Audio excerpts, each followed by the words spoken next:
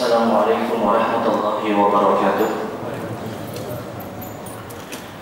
Innalhamdulillah nahmaduhu wa nasta'inuhu wa nastaghfiruh wa na'udzu billahi min shururi anfusina wa min sayyiati a'malina. May yahdihillahu fala mudilla lahu wa may yudlil fala hadiya lahu. Asyhadu an la ilaha illallah wahdahu la syarika lahu wa asyhadu anna Muhammadan abduhu wa rasuluh.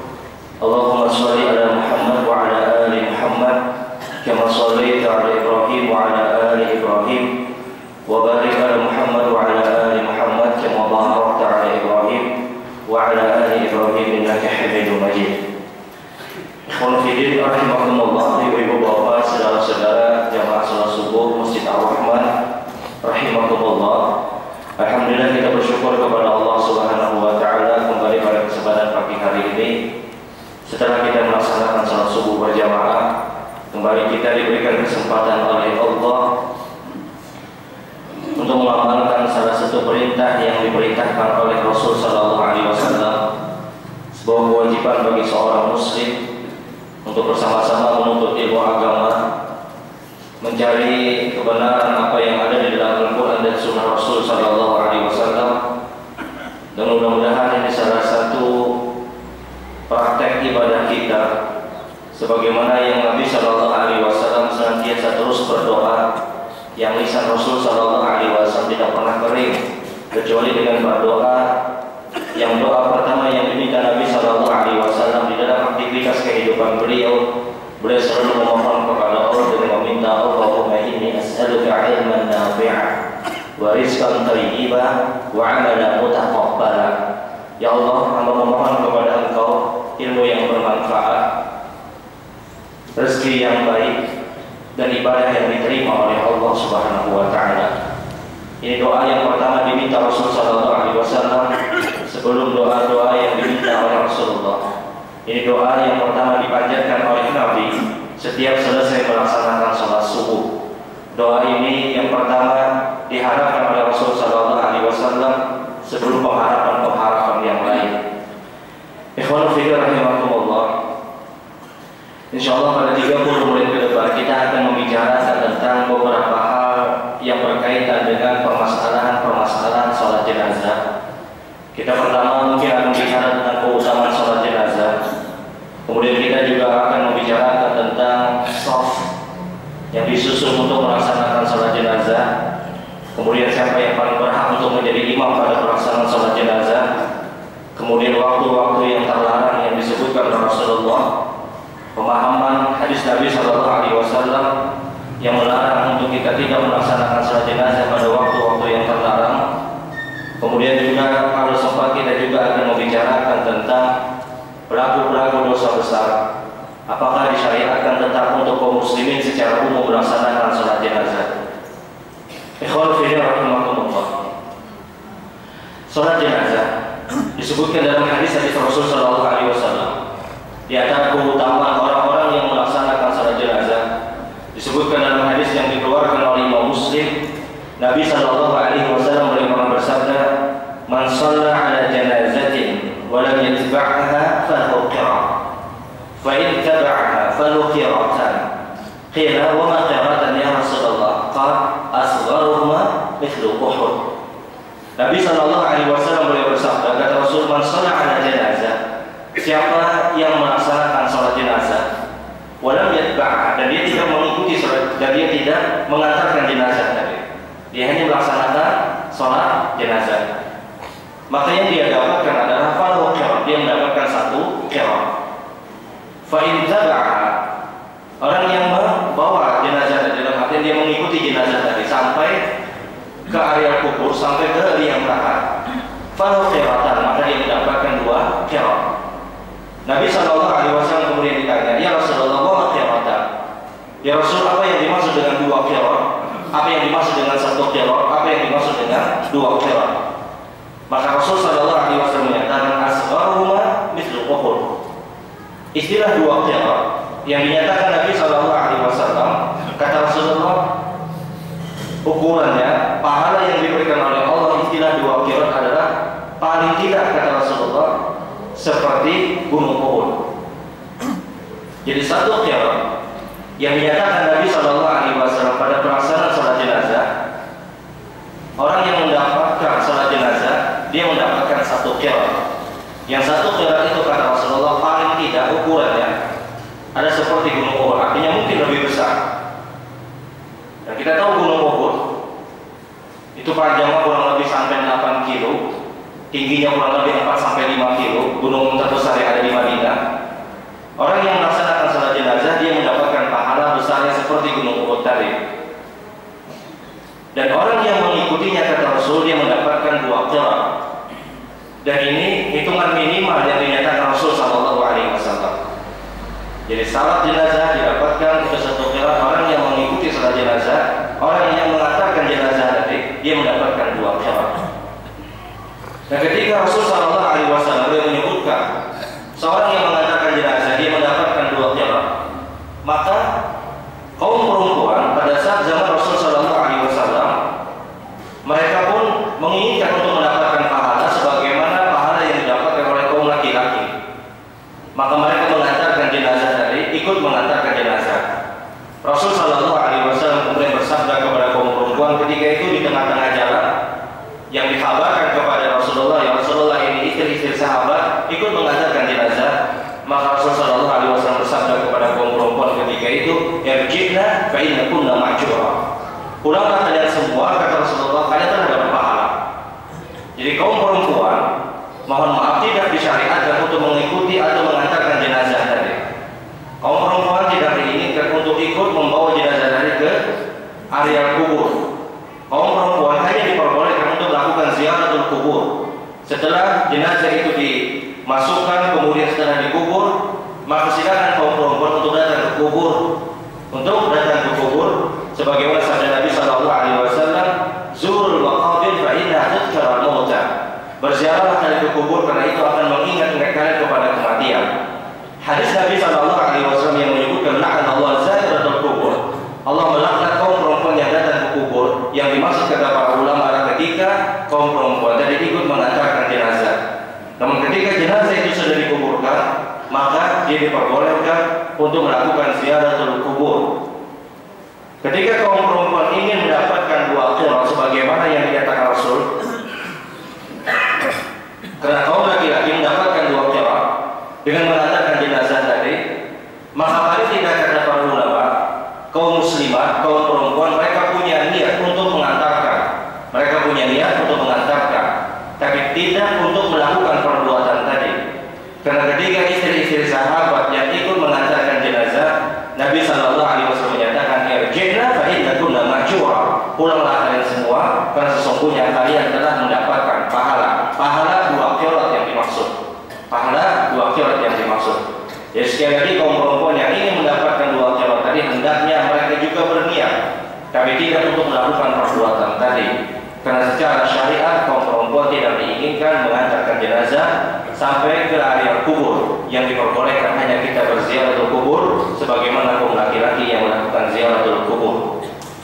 Hadis tadi diriwayatkan oleh Imam Muslim nomor hadis 945. Kemudian dari hadis yang lain, Nabi SAW bersabda, "Ma min rajulin muslim yamutu fayaqumu ala janazatihi 40 rajulan la yusyrikuna bihi syai'an illa syafahum Allahu fi." Orang yang melaksanakan salat jenazah kata Rasul di hadapan seorang muslim yang sudah meninggal dunia, fayaqumu ala janazati, maka berdirilah orang yang melaksanakan salat jenazah 40 rajulan, 40 orang. Jadi selama salat jenazah itu dilakukan 40 orang, la yusyrikuna billah, 40 orang yang tidak melakukan perbuatan syirik, maka kata Rasulullah, syafa'allahu fi, Allah akan mengabulkan doa-doa dari 40 orang ini untuk jenazah yang meninggal dunia. Jadi ketika ada yang meninggal dunia, kita tahu diperintahkan untuk melaksanakan salat jenazah. Dan di antara doa-doa dari salat jenazah adalah Allahumma ighfir lahu warhamhu wa'afi wa'fu anhu dan seterusnya.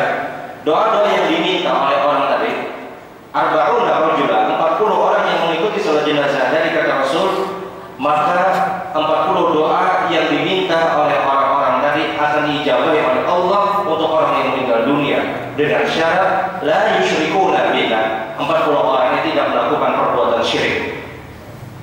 Tidak melakukan perbuatan syirik. Mayoritas para ulama kemudian menerangkan istilah la yusyrikuna billah, tidak melakukan perbuatan syirik, tidak hanya pada permasalahan syirik besar. Karena syirik terbagi dua, ada syirkul akbar, ada syirkul asghar, ada syirik besar, ada syirik kecil. Tidak serta-merta 40 orang yang melakukan sholat jenazah di hadapan orang yang meninggal dunia menjadikan si mayit tadi dia akan selamat. Selama 40 orang tidak melakukan perbuatan syirik, dan kesyirikan yang dimaksud kata para ulama tidak hanya syirik besar, syirik kecil, syirik besar dan syirik kecil. Dan jelas yang paling berat adalah syirik kecil. Bukankah dalam kehidupan kita sering riya, bangga diri, ujub, takabur, sombong, sum'ah. Nah, model-model yang seperti ini, ketika senantiasa ikut melakukan perbuatan tadi, kemudian dia ikut melaksanakan sholat, apakah masuk pada hitungan 40 orang? Para ulama meragukan permasalahan dari dalam artian meragukan orang-orang yang biasa riya, sum'ah, ujub, takabur, ikut melakukan sholat tadi untuk syafaat dia, doa dia diijabah oleh Allah, dan mencari 40 orang yang tidak melakukan perbuatan syirik besar dan syirik kecil itu berat. Jadi tidak hanya dihitung pas 40 orang ya sudah kita kerjakan, pas 40 orang nah ini selamat sudah naik ini, lebih dari 40 orang lebih baik. Memang lebih banyak orang yang melaksanakan jenazah itu lebih bagus. Namun istilah arba'una rajulan la yusyrikuna billah, 40 orang yang dia tidak melakukan perbuatan syirik, para ulama menerangkan syirik yang dimaksud syirik besar dan juga syirik kecil yang harus dihindari.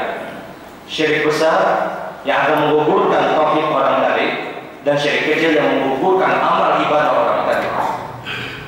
Apalagi kalau mohon maaf sholat jenazahnya itu pakai amplop, hitungan lagi, hitung berapa orang, 40 orang, 50 orang ya sudah, satu-satu dapat. Nah, orang yang melaksanakan jenazah bisa dengan amplop, dengan sebab amplop tadi, maka apakah mereka, doa-doa mereka itu diijabahi oleh Allah?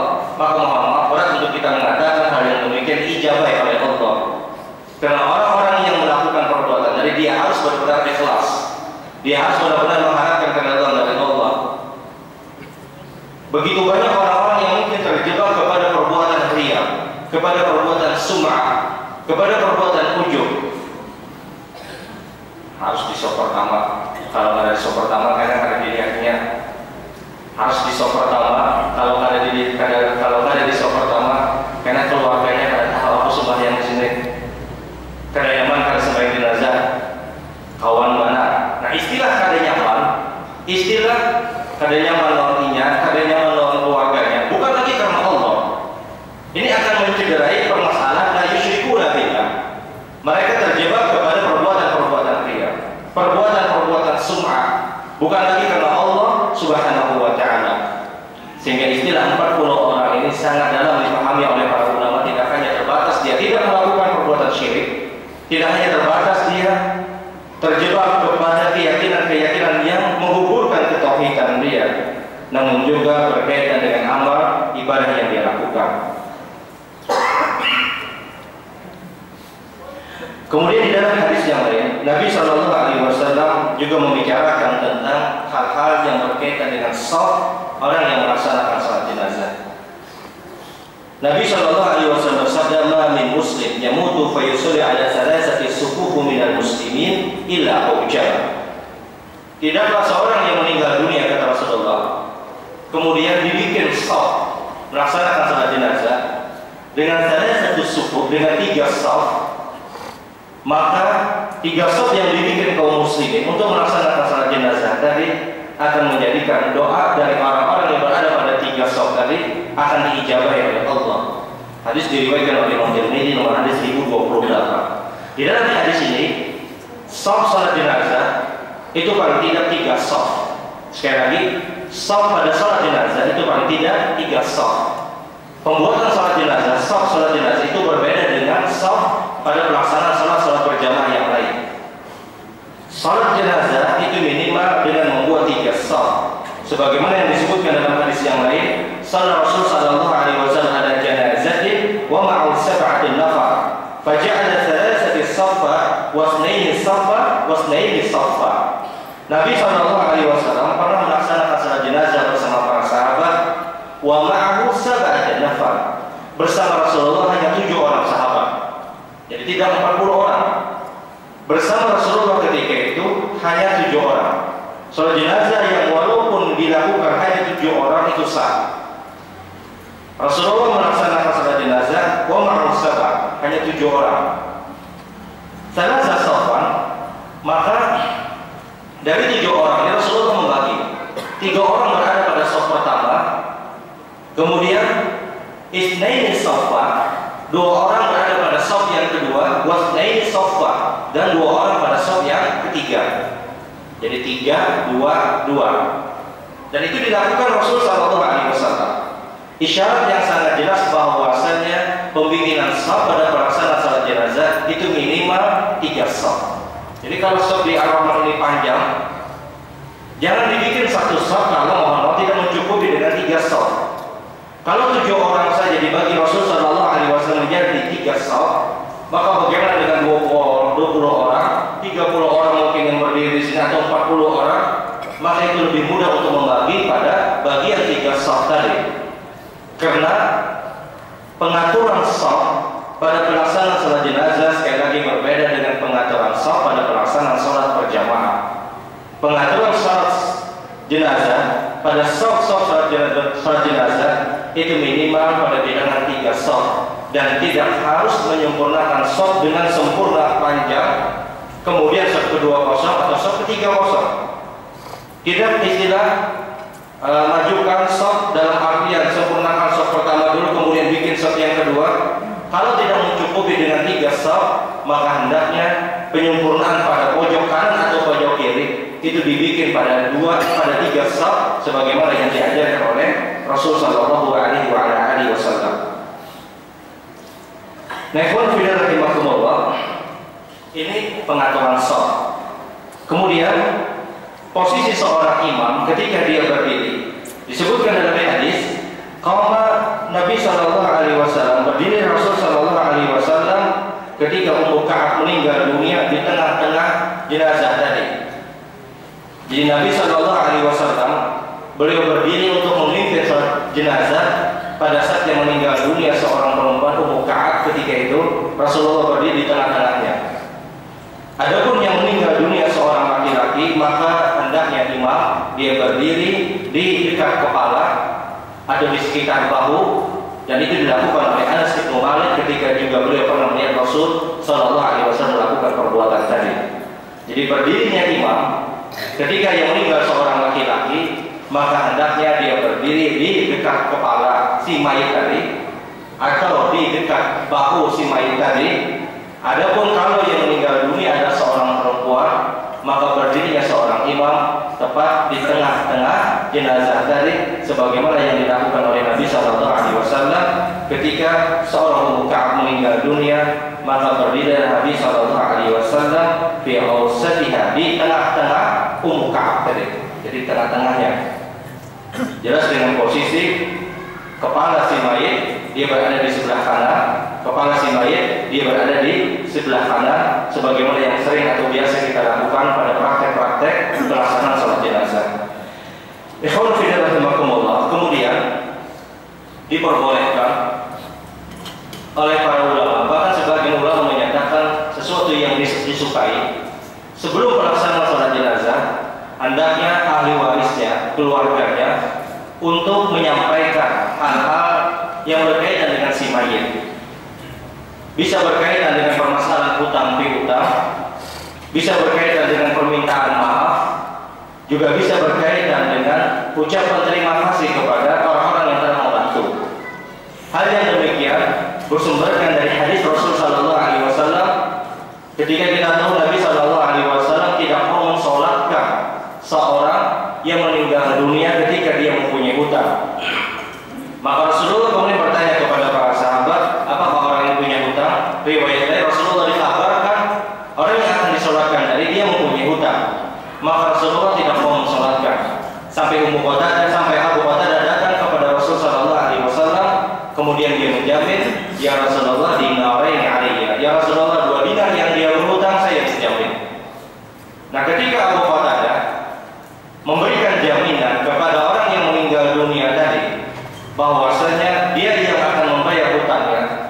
Kemudian dia berkata kepada Rasul, ya Rasulullah, kita sholatkan saja orang ini. Para ulama mengambil satu faedah, mengambil satu hukum bahwasanya seorang yang meninggal dunia, maka hendaknya keluarganya memberikan jaminan sebagaimana jaminan dari Abu Qatadah, sehingga sangat disukai seorang yang meninggal dunia dari keluarganya untuk menyampaikan hal-hal yang berkaitan dengan si mayit. Tidak serta-merta selesai, tidak serta-merta salat jenazah siap kemudian langsung disolatkan, tidak. Karena siapa tahu yang meninggal dunia dia mempunyai hutang. Bukankah mohon maaf sebagian orang pada saat akan melaksanakan salat jenazah tidak ada istilah yang kalau ada hutang piutang kemudian kita selesaikan dan yang lainnya. Ini sikap dianggap tidak mengamalkan dari praktek seorang Abu Qatadah yang itu dilakukan oleh Rasul Shallallahu Alaihi Wasallam ketika Rasulullah hadir pada saat itu. Kebiasaan yang berlaku di tengah-tengah masyarakat adalah kebiasaan yang baik yang mengikuti ajaran sunnah Rasul. Sehingga pada saat akan melaksanakan salat jenazah, idealnya bagi orang yang ingin mengamalkan sunnah ini, idealnya bagi orang yang ingin mempraktekkan hadis Rasul Shallallahu Alaihi Wasallam adalah dia menyampaikan kepada orang-orang yang hadir tadi bahwasanya ini yang meninggal dunia, fulan bin fulan misalnya, kalau ada hutang piutang maka hendaknya datang, karena masalah hutang ini berat. Masalah hutang menjadikan orang tadi, kalau dia punya hutang, menjadikan orang tadi sulit untuk masuk ke dalam surga. Sampai-sampai Nabi Shallallahu Alaihi Wasallam boleh menyatakan, seorang yang mati syahid pun, orang yang mati syahid dan dia punya hutang, maka dia tidak mendapatkan surga padahal dia mati syahid. Dan itu sangat-sangat berat. Oleh karena itu, seorang yang meninggal dunia maka hendaknya keluarganya atau orang yang mungkin diberikan amanah untuk menyampaikan hal-hal yang berkaitan dengan si mayit tadi. Karena boleh jadi keluarganya tidak tahu bahwa si fulan itu mempunyai hutang dan orang lain yang dia pernah dipinjam, dia hadir pada pelaksanaan salat jenazah tadi bisa mengambil haknya, bisa mengambil hak tadi. Karena ini justru akan memperberat dan mempersulit si mayit tadi kalau tidak diberitahu. Kalau tidak diberitahu bahwasanya apakah ada hutang piutang, berkaitan dengan hutang piutang segera diselesaikan, dan ini sesuatu yang sangat-sangat diperintahkan karena Nabi Shallallahu Alaihi Wasallam menyatakan nafsul mu'min mu'allaqatun bidaini hatta yudha'ahu. Jiwa seorang mukmin ketika dia meninggal dunia tidak akan pernah sampai, tidak akan pernah mendapatkan rahmat dari Allah sampai hutang yang dimiliki oleh si mayit yang meninggal dunia itu diselesaikan. Artinya itu harus disampaikan. Artinya masalah hutang piutang itu harus dijelaskan apakah si mayit dia mempunyai hutang. Kemudian sebuah kewajaran ahli warisnya, keluarganya meminta maaf, dan ini wajar. Karena mungkin dalam pergaulan dia mempunyai salah, dia mungkin mempunyai dosa, dia mungkin melakukan pelanggaran dari ucapan, dari sikap, dan wajar minta kerelaan, minta keridhaan. Kita bukan orang-orang yang luput dari dosa, kita bukan orang-orang yang luput dari kesalahan, sehingga wajar keluarganya, anaknya, atau siapapun yang diberikan amanah untuk memintakan maaf kepada orang-orang yang hadir pada saat itu. Dan sebuah kewajaran juga mereka mengucapkan rasa terima kasih kepada orang-orang yang sudah membantu. Sebagaimana sabda Rasul Sallallahu Alaihi Wasallam, "Man lam yashkurun nas la yashkurullah." Orang yang tidak pandai berterima kasih kepada manusia, maka orang itu tidak pandai bersyukur kepada Allah. Kalau dia tidak tahu terima kasih, bukankah orang-orang yang membantu pada pelaksanaan sholat jenazah, membantu menyediakan tempat, misalnya pengurus masjid, kemudian tidak mengucapkan terima kasih, maka orang itu tidak pernah bersyukur kepada Allah. Man lam yashkurun nas la yashkurullah. Siapa yang tidak pandai bersyukur, tidak pandai berterima kasih kepada manusia, orang itu tidak bersyukur kepada Allah. Dan ini disebutkan oleh Nabi Shallallahu Alaihi Wasallam. Namun ingat, ketika kita menyampaikan hal-hal yang demikian, hanya batasan-batasan poin-poinnya saja, intinya saja. Jangan juga ketika kita menyampaikan hal-hal yang demikian itu kelewasan. Kasihan orang yang akan melaksanakan salat jenazah. Jangan sampai ketika kita berdiri mungkin diberikan amanah kepada keluar dari keluarganya, kita sampaikan ini macam-macam nasihat dan yang lainnya. Tidak perlu. Orang mau melaksanakan salat jenazah, orang mau cepat. Tidak perlu untuk memanjang lebar kita bicara ini dan itu. Kullu nafsin dha'iqatul maut wa innamal tuwaffawna dan mungkin dan seterusnya. Ketahuilah ini orang sudah meninggal dunia. Orang tahu ini orang sudah meninggal dunia. Siapa yang tidak tahu dia sudah meninggal dunia? Kita bisa mengambil pelajaran dari itu macam-macam. Tidak perlu, orang sudah tahu. Yang hanya porsi yang hanya diberikan adalah dia mengucapkan terima kasih, dia mengucapkan artinya permohonan maaf, atau juga masalah hutang piutang, tidak panjang lebar. Karena ini harus disegerakan.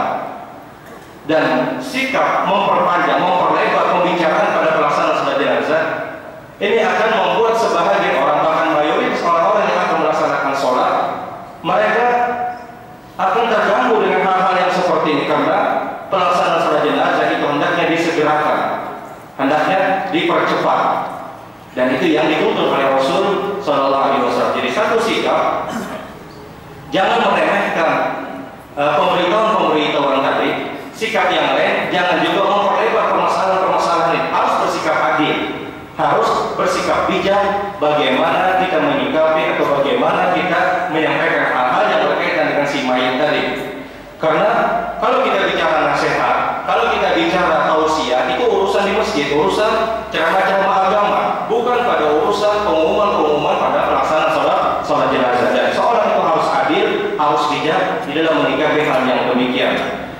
Ikhwan fillah rahimakumullah. Kemudian berkaitan dengan siapa yang paling berhak untuk menjadi imam. Yang paling berhak untuk menjadi imam, mayoritas para ulama menyebutkan adalah ahli warisnya. Ahli warisnya.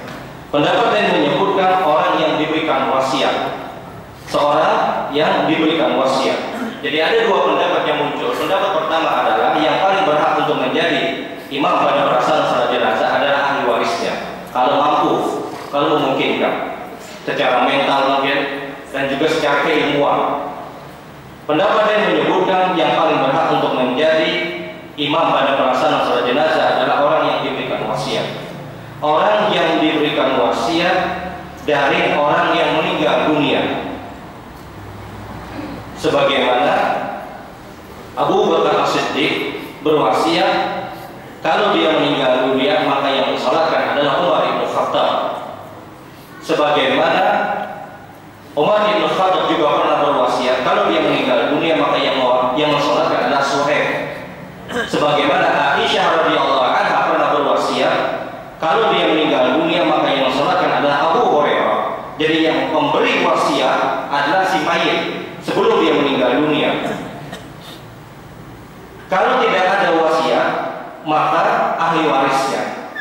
Kalau ahli warisnya tidak bisa, maka silakan dia menyerahkan mungkin kepada imam yang ada di masjid tadi, kepada orang yang berhak untuk menjadi imam, maka silakan dia memberikan atau menyampaikan hal yang demikian untuk orang tadi menjadi imam. Jadi yang pertama yang menjadi imam adalah siapa yang diberikan wasiat, yang wasiat itu muncul dari si mayit sebelum dia meninggal dunia.